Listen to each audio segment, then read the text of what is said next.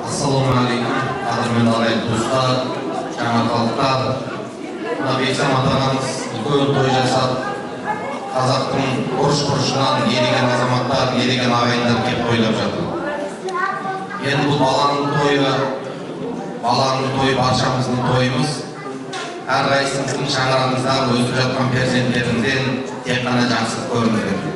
Дүниеге баланың келуі бір қуаныш, бір бақыт болса, оның ертең қалай өседі, қай ортаға түседі, әке бола ма, ана бола ма деген уайым әрқайсымыздың жүрегімізде. Оның үстіне қазіргі уақыт өте бір күрделі уақыт болып тұр ғой. Әлгі қызым үйле қылығы түзде десе, қазір қызым үйле қылығы интернетте деп жатыр. Өзім мына бөлмеде отырғанмен қабырғаның ар жағында балам немесе қызымның ойы Америкада, жүрегі Европада болуы мүмкін. Сондай бір күрделі кезеңде өмір сүріп жатырмыз. Алла тағала өзі пана болсын. Ұлдарымызды керемет ұлағатты, қыздарымызды инабатты қылып, Алла бізге көзіміздің қуанышына айналдырсын. Мінекей жаңағы жақсы бір дәстүрменен, сондай бір кешегі анамыздың аты жойылмасын деп салтанат деп аты қойып жатыр екен. Шынында да өмірі сәнге, салтанатқа толсын. Өмірдегі сән салтанат не десе, таңертең өзінің үйінде, жүрегінде уайым қайғысыз, бала шағамның қасында оянсам дейді ұйқыдан. Міне сіз бағаламай жүрген бір бақыт сол дейді. Алдыңызда тұрған тамақты аузыңыздың тәмі сезіп, соны жеп, сол тамақ сіңіп кетсе, біз бағаламай жүрген бақыттың біреуі сол дейді. Сіз кешке төсекке ұйықтаған кезде, Құдай-ай, бағанағы не болар екен, ертең мен не күтіп тұр екен деген уайымға жүрегіңізді алдыртпай, қоңырайып қана қоңыр үйдің ішінде тәп-тәтті ғана ұйқыға оңай ғана кете алсаңыз, үлкен бір бақыт сол дейді.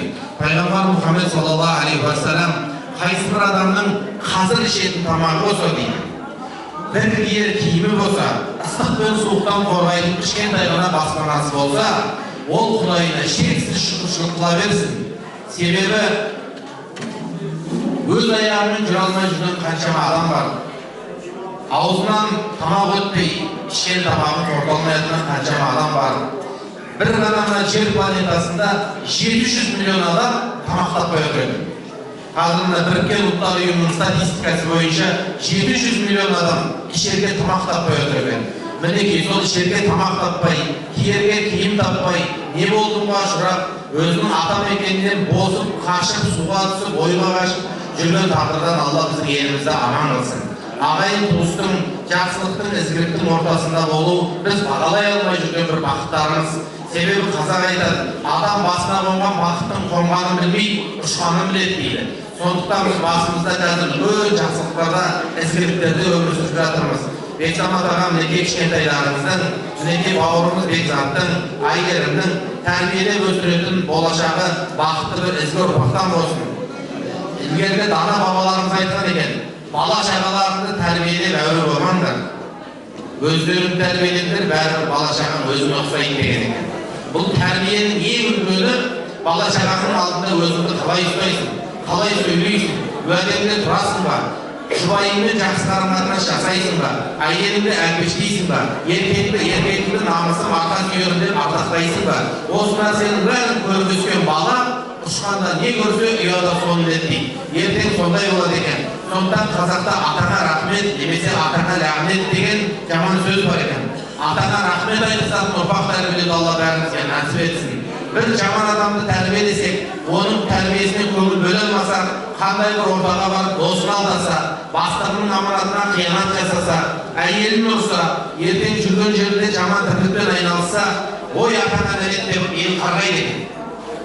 Сол кезде сол қарғыс көлде жатқан әкесіне атасына барып тиеді екен. Соған уақытында ізгі тәрбиені бере алмағандықтан, ізгі тәрбие деген не десек, ең әуелі жоқтан барып жаратқан Раббысын, Алласын танып өткен. Құлыным айналайын, сені жаратқан кім? Алла. Құлыным айналайын, бізді тамақтандырған, ырысты берген кім? Алла. Ертең қайда барамыз? Алланың алдына барамыз деген сөзге қиын шаруа емес. Өте бір ауызды ауылтатында тірлік емес. Сондықтан әуелі перзентіміздің жүрегіне Алланы сіңірсек, одан кейін әкесін сыйлап, үлкенді құрметтеуді үйретсек, көп нәрсе өзінен өзі шешіледі екен. Көп жағдайда қарасақ, не деген жақсы тәрбиемен ішкені алдында, ішпегені артында перзенттер бар. Әкесін ардақтап, шешесін әлпештей алмай жатқан. Мойнына көтеріп өсірген әкесінің, мойнында өмір бақи көтерген әкесінің звондаған кезде телефонын көтеруге жарамайтын балалар бар. 9 ай құрсағына салып бойындағы бүкіл витаминін беріп өсірген анасының бір шайын дұрыстап беруге жарамайтын ұрпақ бар қазір. Біз осындай жағдайда өмір сүріп жатырмыз. Сондықтан Алла Тағала бір перзент дүниеге келсе, оның шілдеханасын жасап жатсақ, бір нәрсе ойындату керек екен. Оның дүниеге келгені бір қуаныш, бірақ ертең перзент болып күлгені бір қуаныш. Барлық Құдайдың құдіретін көрсетіп тұратын нәрселер екен. Сондықтан да тойдың сөзіміздің соңында айтарымыз, ілгеріде Мұса деген пайғамбар болған екен. Сол Мұса деген пайғамбардың әке шешесінің уақытысында зұлым Фирғауын деген патшаға өзінің түс жорушылары мынандай сөз айтқан екен, түсіне қарап. Сіздің мына қауымыңыздың ішінен бір бала дүниеге келеді. Сол баланың себебін өлесің, өмірден өтесің дейді. Сондықтан еркек перзент бала дүниеге келсе, бәрінің басын алыңыз дейді. Сонымен бүкіл үйге қарауыл қояды. Қайсыбір әйел дүниеге бала келсе, жатырында тұншықтырып өлтіреді. Одан ендесіге берген балалардың бәрін қырып салады. Сөйтіп жүргенде Мұса пайғамбардың анасы Мұсаға аяғы ауыр екен. Уайымдайды. Мезгіл уақыты жеткенде Мұсаны дүниеге алып келеді анасы. Не істерін білмей, Құдай патшаның адамдарына хабар жетіп қалса, мына кішкентай ғана перзентінен айырылып қалатын болды-ау дегенде, Алла Тағала Мұсаның анасының жүрегіне керемет бір ой салады. Сен балаңды бесікке сал да Ніл өзеніне ағызып жібер. Алла келіп балаңды аман сау күйде өзіне қайтарады деп Алла көкейіне салады. Сосын патшаның жасауылдары өлтіріп тастамасын деп Мұсаның анасы кішкентай ғана іңгелеп жатқан баласын бесікке салып, жайбарақат ағып жатқан өзенге ағызып жібереді. Сол кезде өзеннің бір тармағы патшаның сарайының ішінен өтіп кетеді. Жаңағы бесіктегі бала патшаның сарайының ішінен өтіп бара жатқан кезде патшаның жұбайы Әсия деген анамыз кейін мұсылман болған кісі. Сол кісі көріп қап, патшаға айтады, мынау не деген көрген керемет сәби деп. Сол кезде Алла Тағала патшаға кішкентай баланы өлтіру керек екенін ұмыттырады. Сөйтіп екеуі балаға мейірі түсіп асырап алады. Енді оны емізейін десе бір әйел демейді. Сөйтсе сол Мұсаның туған әпкесі патшаның сарайында қызметші болып жұмыс жасайды екен. Сол айтады, осы жерде бәленше деген бір әйелді білем, оның омырауын ешбір бала қайтармаған. Соны алып деп құлықпенен Мұсаның анасын алып сарайға. Сөйтіп кішкентай Мұса алейхиссалам өзінің анасын емеді. Сөйтіп сарайда әпкесінің бағуында, анасының құшағында керемет көрген жігіт болып өсіп, кейін шынында да уағыздап, сол Мұсаның себебімен Фирғауын суға тұншығып қайтыс болады. Сол патша. Сонда ғұлама ғалымдарымыз айтады, біз баламызға уайымдаймыз дейді. Шынында да балаң ертең кімге жолдас болады. Кімді үйіне келін ұлып түсіреді, немесе кімнің үйіне келін болып бағылатынын білмейсің. Құданы Құдай қосады дейді қазақ. Сондықтан кішкентайдан баламызға Раббымыздың жүрегіне салып, Алланы ойлайтын, иманды, ибалы, тәрбиелі, ешкімнің Алла жүгін ақтамайтын адал қылып өсіретін болсақ дейді.